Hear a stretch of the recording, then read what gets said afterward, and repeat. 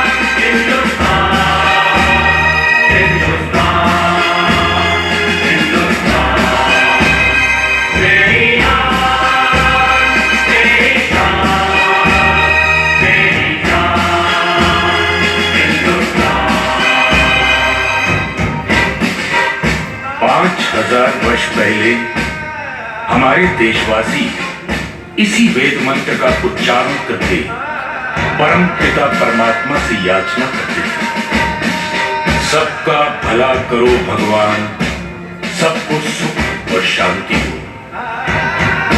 और 500 वर्ष पहले भक्ति मार्ग के दर्शक गुरु नानक देव ने इसी बात को सरल भाषा में दोहराया। नानक नाम चढ़दी कला, तेरे पाणी सर्वदा भला।